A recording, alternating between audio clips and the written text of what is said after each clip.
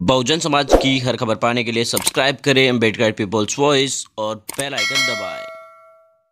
Party जिसमें कि बहन मायावती जी जो यूपी के मुख्यमंत्री रह चुकी हैं, सांसद रह चुकी हैं, उन्हीं का हाथी छाप सिंबल है और उसी से हम चुनाव लड़ रहे हैं।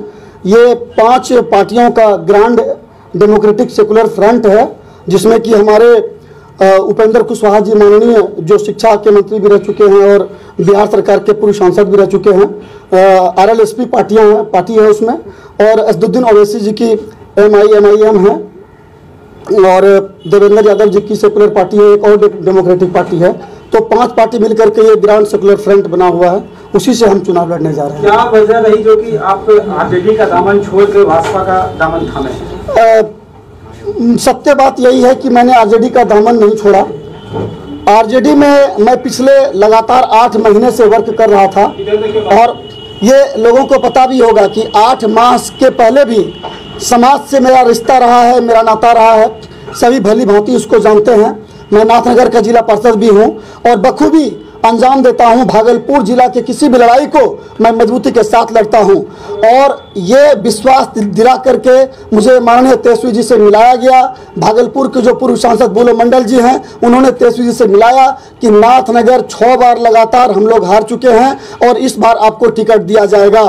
लेकिन एन वक्त पर पटना बुला करके 1 बजे रात में मुझे फोन पर बताया गया, मैं तेजस्वी जी के आवास पर बाहर में था, और मुझे 1 बजे रात को बताया गया कि आपको टिकट नहीं दिया जा रहा है। एक बार फिर से ये मुसलमान का सीट हो गया है। हमें मुसलमान और हिंदू से कोई लेना देना नहीं है। हमें सामाजिक व्यक्ति से मतलब है, हमें राजनीतिक व्यक्ति से मतलब है, जो समाज की लड़ाई लड़े, जो जनता की लड़ाई लड़े, जो गरीब गुरबों और शिक्षा के विकास की लड़ाई लड़े, जो सड़क और स्वास्थ्य की लड़ाई लड़े।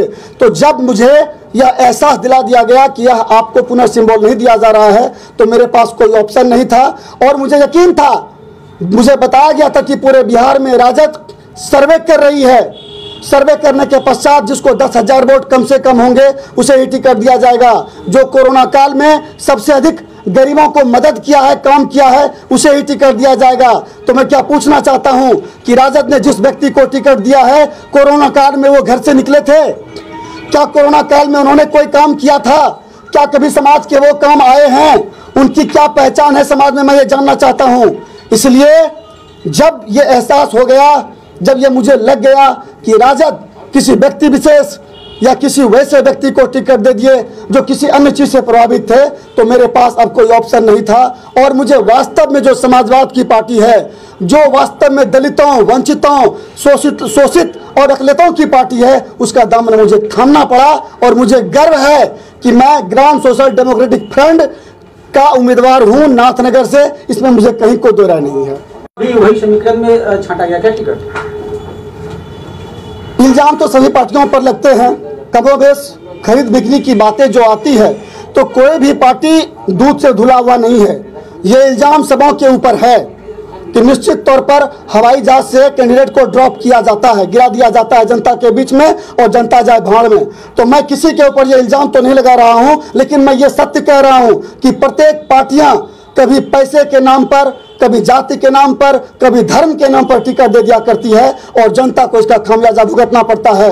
और जनता ने यह तय कर लिया है कि ऐसे हवाई ड्रॉपिंग को अब हम प्रतिनिधि बना करके पटना नहीं भेजेंगे, और उसी को पटना भेजेंगे जो जनता के सुख दुख में दिन रात साथ रहता है, जो शिक्षा, समाज, युवा, गरीब, वंचित, श्रमिक, किसान की बात करता है, उसे ही जनता जिता करके भेजने जा रही है। उसमें तो देखा जाएगा कि कौन कौन, जितने भी बड़े लोग हैं निश्चित तौर पर वो आएंगे, क्योंकि उनका यह परम कर्तव्य बनता है, और जनता के बीच में उनकी मांग भी है। अभी से लोग बोल रहे हैं, लेकिन सत्य बात यही है कि ये जो मंच पर आप बैठे हुए देख रहे हैं सभी पदाधिकारी को, ये भी भागलपुर के फेस हैं। दिन रात लगातार जनता के समस्या के समाधान के लिए भागलपुर में लगे रहते हैं, और हम तो यही जानते हैं जो कर्म करेगा जनता का वही फेस होगा। हम लोग दिन रात गरीबों के लिए प्रयास करते हैं, युवा के लिए प्रयास करते हैं। तो हमारे जो माननीय नेता हैं, बड़े नेता, शीर्ष नेता हैं, शीर्षस्थ नेता हैं, वो तो हमारे फेस हैं ही, और हम लोग भी जनता के बीच खुद जा करके अपनी बात को रखते हैं और रखेंगे।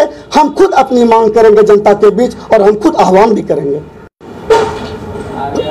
बुला मंडल जी भागलपुर के नेतृत्व करता है, इसमें कहीं कोई शक नहीं है। वो पूर्व सांसद रह चुके हैं, युवा के राष्ट्रीय अध्यक्ष रह चुके हैं। मुझे ऐसा लगता है कि हो सकता है वो बहुत बेहतर तरीके से मेरी बात को वहां पर नहीं रख पाए हों, यह भी हो सकता है। और दूसरी बात, मुझे साफ लगता है कि माननीय तेजस्वी जी वो खुद मुझे जान रहे हैं। जब उपचुनाव में मैं लड़ाई लड़ रहा था तो वो मुझे जान रहे थे कि जनता में मेरी पकड़ कैसी है। उनको पता था कि मैं दिन रात सेवा करने वाला व्यक्ति हूँ। कोरोना काल में अगर भागलपुर जिले में कई लोगों ने काम किया तो आपके ये डॉक्टर अशोक कुमार आलोक ने भी जनता के बीच में काम किया, ये सबों को पता है। तो कहां पर परेशानी हुई राजद को, ये राजद की समस्या है। अब मुझे उससे कोई लेना देना नहीं है। मैं जिस पार्टी के साथ हूं, जिस अलायंस के साथ हूं, मैं उस